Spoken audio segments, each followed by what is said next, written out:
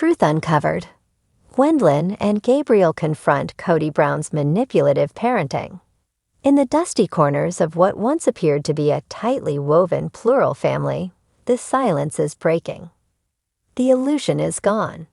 The staged smiles, scripted apologies, and carefully edited family meetings of sister wives can no longer hide the truth simmering beneath.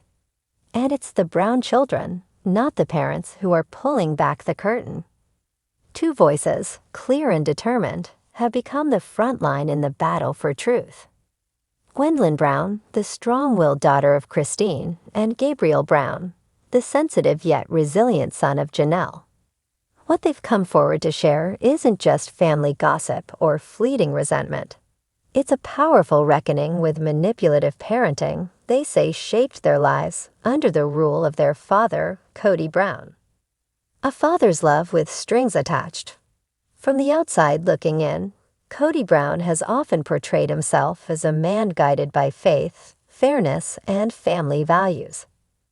As the central figure of the Brown clan, he preached about balance, spreading himself equally across 4 wives and 18 children. But according to Gwendlyn and Gabriel, that balance was never real.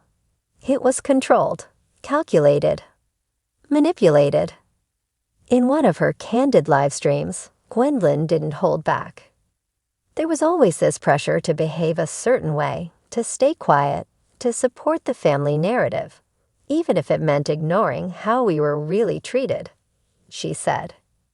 If you questioned Dad or didn't support Robyn, you became the problem child.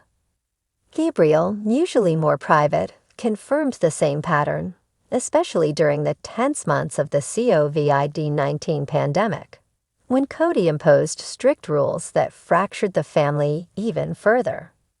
I was expected to pick between what I believed and pleasing him, Gabriel revealed in an emotional interview.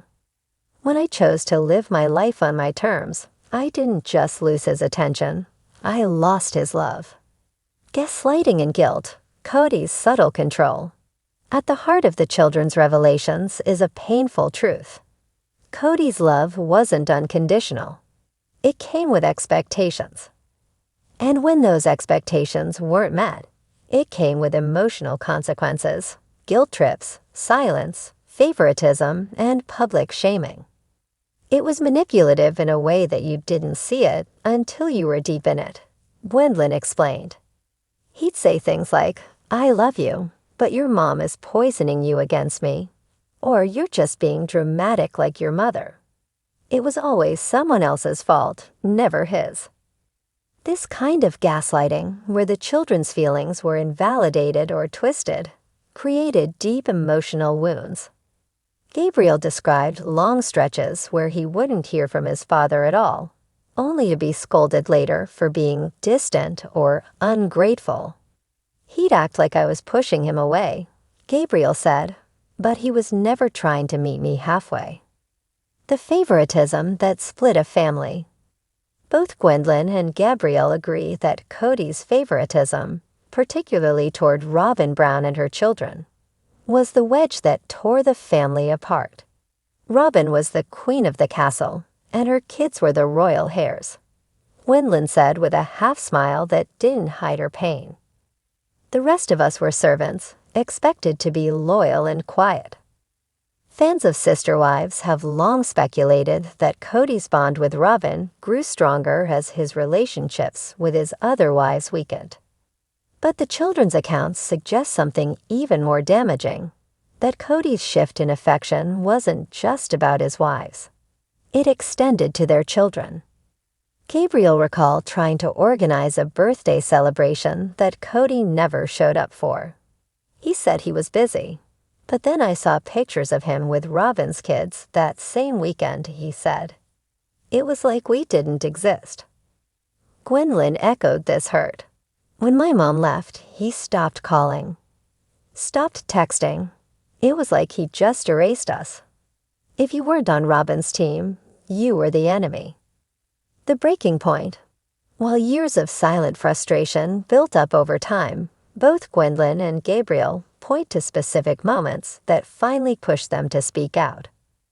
For Gabriel, it was the day he tested positive for COVID and waited anxiously for a call from his father, a call that never came. "That was it for me," he said. He had the time to argue with me about rules, but not to see if I was okay. That told me everything. For Gwendlyn, the final straw came when she watched Kody defend himself on national TV, claiming he had done his best, that the kids had turned against him. "He made it sound like we were being dramatic teenagers," she said. "But we were kids. We just wanted our personal and painful, became turning points, not just for them, but for the family at large." Calling out the cycle. What Gwendlyn and Gabriel have done by going public isn't just brave, it's necessary. They are not simply venting, they are confronting a generational pattern of control, manipulation, and emotional neglect. By refusing to stay silent, they're refusing to pass that legacy forward. Gwendlyn, who is openly part of the LGBTQ+ community, also noted how her identity made her feel further isolated. There wasn't a lot of room for queerness in the Brown house, she admitted. Not openly, not safely. Gabriel, meanwhile, has chosen to set boundaries with his father, even if it means going long periods without contact. "Healing means sometimes walking away," he said. "It's not about hate. It's about survival." Their decisions reflect a growing awareness in the next generation, an awareness that love, even from a parent, must be mutual, not manipulative. The fallout and Kody's response. In response to his children's public criticism, Kody has appeared defensive and, at times, remorseful. "I'm heartbroken," he said in a recent episode. "I feel betrayed by my own kids." But critics argue that Kody's heartbreak is less about losing his children and more about losing control over the narrative. For years, he was the face of plural marriage in America, a man who said he could love many fairly. Now that story has fallen apart, not because of gossip, but because of truth. Fans have been split. Some sympathize with Kody's struggle to lead such a large family, while others believe he's finally facing the consequences of a system he helped create and weaponize. Moving forward, can healing happen? Despite the pain, Gwendlyn and Gabriel haven't completely given up on their father. Both have expressed hope that Kody can change, but they're no longer waiting for it. "Forgiveness is possible," Gwendlyn said, "but it starts with accountability. You don't get to say sorry and keep doing the same thing."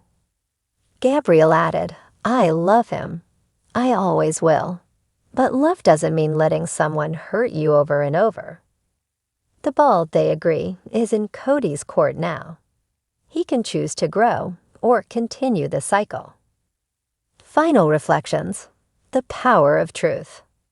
In a world where image often takes precedence over authenticity, Gwendlyn and Gabriel Brown have done something extraordinary. They've chosen truth over comfort, healing over hiding. Their stories are more than just family drama. They are a mirror held up to every parent who's failed to listen, every child who's been told to get over it, and every family who's silently suffering under the weight of manipulation dressed up as love. As the Brown family moves forward, fractured but honest, one thing is clear. The children are no longer just background characters in their father's story. They're writing their own chapters now, and they're blindsided by Robyn's betrayal after kids speak out. For over a decade, Sister Wives offered viewers a rare glimpse into the inner workings of a modern polygamist family. One man, 4 wives, and 18 children navigating the complexities of faith, love, jealousy, and unity. But as the years have gone by, cracks once hidden beneath the surface have burst open for the world to see. And now, with several of his children breaking their silence, Kody Brown finds himself not only under fire, but blindsided by a betrayal he never expected. From Robyn Brown, the woman he thought he could trust the most. This isn't just a story about a fractured family. It's a reckoning. The children speak, the truth unfolds. It started with whispers. Occasional comments made by some of Kody's older children during interviews, YouTube Q and as, or on their personal social media platforms. But then those whispers became a chorus. Gwendlyn, Gabriel, Garrison, and others began speaking openly about years of favoritism, emotional neglect, and a father who, in their words, forgot how to love fairly. "He made it clear," said Gwendlyn during one of her live streams. "If you weren't on Team Robyn, you weren't family anymore." Gabriel echoed her sentiment. His quiet demeanor masked the heartbreak he carried when he talked about being sick during the pandemic and not receiving a single call from his dad. "He showed up for Robyn's kids like they were the only ones that mattered," he said. "The rest of us, we just disappeared." For fans, it confirmed what many had long suspected, that the family's dysfunction wasn't just about multiple lives struggling to coexist. It was about Kody's growing emotional dependency on Robyn, and the increasing distance between him and his other children. Kody's world unravels. When these revelations came to light, Kody did what he's always done, defended himself. In recent episodes and interviews, he's dismissed the children's accusations as overreactions, blaming bitterness and manipulation by his ex-wives. He argued that his strict COVID rules were meant to protect, that his time with Robyn wasn't favoritism but circumstance. But even as he tried to hold the narrative together, something began to shift. The betrayal didn't come from Christine, or Janelle, or even Mary. It came from the one person he believed had always been loyal, Robyn. According to inside sources close to the family, Kody recently discovered that Robyn had withheld crucial information, details about conversations, emotional tensions, and even requests from the children to see him or reconnect. In an effort, perhaps to protect him or keep the peace, Robyn had quietly curated what Kody knew, painting a more convenient version of reality. Robyn's silence, loyalty, or control. To many viewers, Robyn was always the peacemaker, the soft-spoken wife who cried when the family hurt, who wanted unity, who just wanted sisterhood. But to the children, a different picture has emerged. She was never the innocent outsider, Garrison reportedly told a friend. She played the long game. She made sure she and her kids had the most, and the rest of us had to deal with what was left. Gwendlyn shared that Robyn often acted as a filter, screening what Kody saw, heard, or even responded to. There were times we'd reach out, and he'd never reply.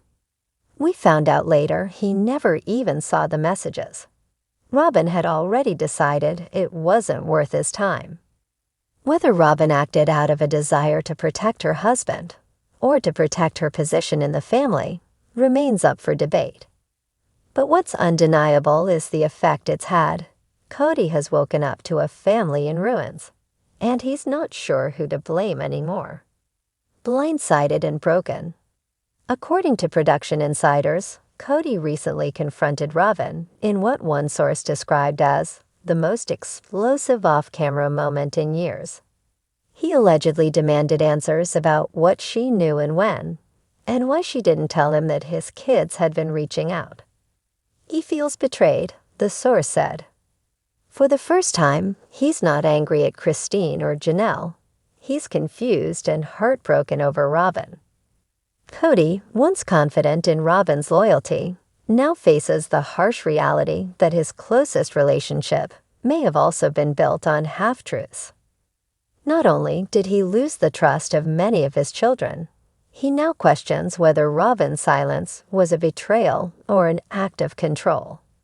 And in a cruel twist of fate, the very woman he prioritized may be the one who isolated him, a legacy in ruins. The fallout has been swift. Robyn, rarely seen making public statements, has remained quiet as the backlash mounts. Her once sympathetic role among fans has shifted. Many now see her not as a victim of polygamy, but as a power player in a collapsing family empire. Meanwhile, the children, emboldened by the truth, are rebuilding their own narratives. "We're done pretending," Gwendlyn said. "We're not trying to tear anyone down. We're just done letting someone else define our story." Gabriel, Garrison, and even Peyton have made similar statements, distancing themselves from the show and the broken image of their childhood. Instead, they're leaning on each other and focusing on creating their own healthier futures. Kody, left behind by both wives and children, is now forced to face the one truth he can no longer manipulate. You can't control love, and you can't silence pain. Can trust be rebuilt? There's a lingering question that hangs over the Brown family like a cloud. Can Kody repair the damage? Can this family ever heal? Some believe it's too late. The wounds are too deep, the resentment's too old. Others, including Janelle, have hinted that reconciliation might be possible, but only if Kody changes. He has to let go of control, she said in a recent tell-all. He has to learn to listen, really listen. But Kody has spent years as the center of gravity in a complicated family system. Letting go of control might mean finally letting go of the identity he built on polygamy, patriarchal authority, and emotional manipulation. And as for Robyn, her silence may speak louder than any confession. Whether she acted out of love, fear, or self-interest, the damage is done. The veil has been lifted. And Kody now sees that his most trusted relationship may have helped destroy the others. Final thoughts. From patriarch to pariah. Once celebrated as the leader of a plural marriage success story, Kody Brown now stands alone, surrounded by the fallout of choices made in pride, fear, and favoritism. His children are not children anymore. They are adults with voices, and they're using them. Robyn is not just a supportive wife. She's a central character in the unraveling of the Brown family saga. And Kody himself is no longer the misunderstood father trying to hold it all together. He's the man who lost his family by choosing control over connection, image over intimacy, and silence over understanding. In the end, the betrayal that hurt the most wasn't from a wife who left. It was from the one who stayed.